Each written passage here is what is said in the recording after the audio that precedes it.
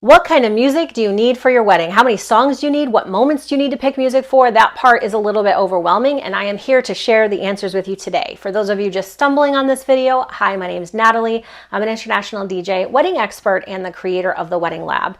And I help couples just like you plan a dream wedding on any budget by unlocking the secrets of the wedding industry. So if you're interested in other videos that help you plan your wedding and help you figure out what to do and how to do it, don't forget to hit the like and the subscribe button, and you'll get a new video every Wednesday night. And of course, you can go back on my channel and view whatever videos that you want that might be suitable for you. Without further ado, let's talk about music. So you have a lot of songs to choose. Hopefully whatever DJ or band or whoever you're working with who's doing your sound will have some way for you to communicate, either an online portal or some kind of form that you fill out and you do all this. But a lot of times it's kind of up to you to figure out what you need and what songs you want. First, we're going to start with the ceremony. The ceremony starts with a prelude, which is just the background music that plays while your guests are arriving and waiting for the ceremony to start. In that prelude, a typical, if it's a live musician, they're going to play whatever you guys decide upon and whatever's in their repertoire. If it's a DJ that's doing the music for you, they'll play a playlist. Oftentimes it's orchestra music or classical music or pop music with a classical spin on it, something like that.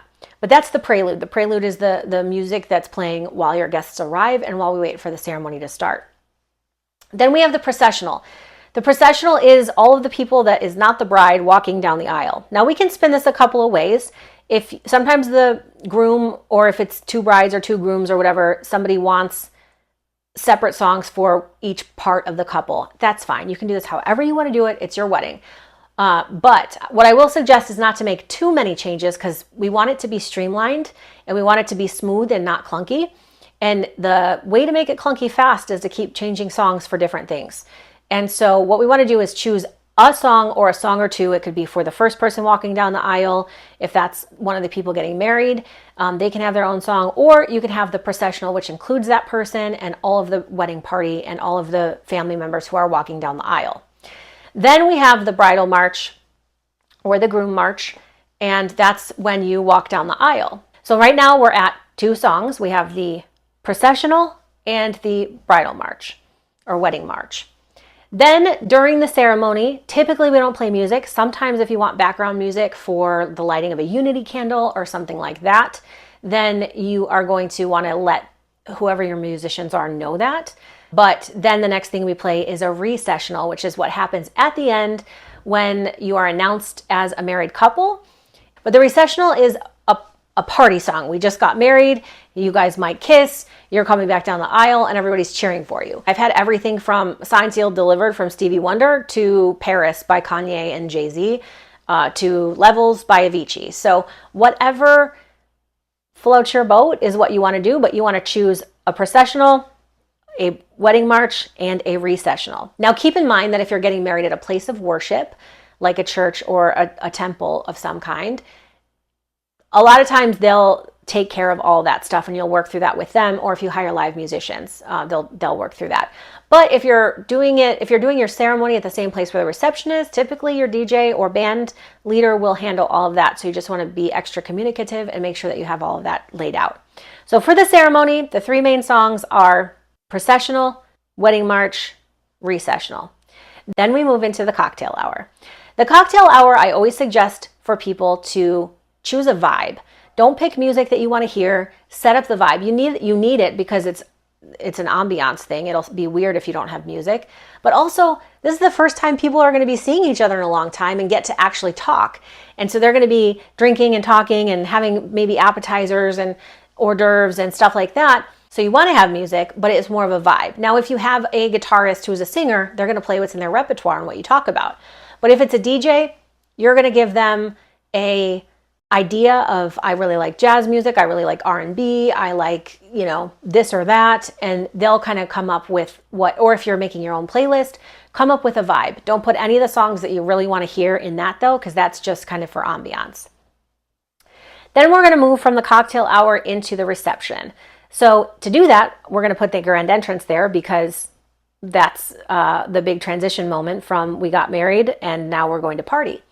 So for the grand entrance, you want to think of a couple things. Remember in the beginning when we talked about how you don't want to change music too much because we don't want to make it clunky. We want to ride the energy out the right way. And I talk about that in my DJ videos. So if you want to learn about riding the energy out and building the trajectory of the night, check out those videos. But for right now, we're going to just talk about music. So if you're going to do the grand entrance and you're going to do the whole bridal party, the whole wedding party, I should say, it's best to choose one song for the whole wedding party, and as the couple, you get your own song. Now, if you separate it between bridesmaids and groomsmen, then they can have two separate songs. But what you don't want to do is if you're introducing everybody as couples, the way that they went down the aisle, you don't want to change the song each time for that. That's really clunky and doesn't work.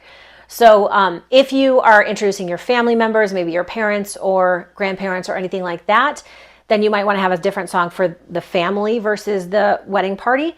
But for the most part, in a typical wedding, we'll do the wedding party first, and that will be either all at once or one by one the way they went down the aisle, and that will be one song or two songs if you separate bridesmaids and groomsmen.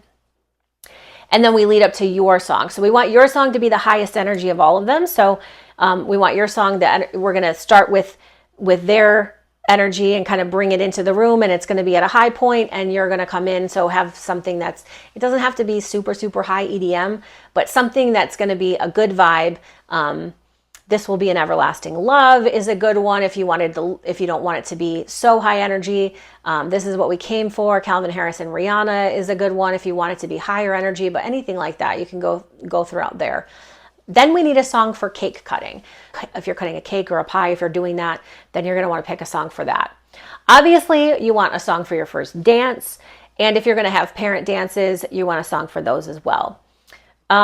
Moving forward into the reception or the dinner part of it, you're going to want to do something similar. You want to tell your DJ or your band or your musicians what kind of vibe you want.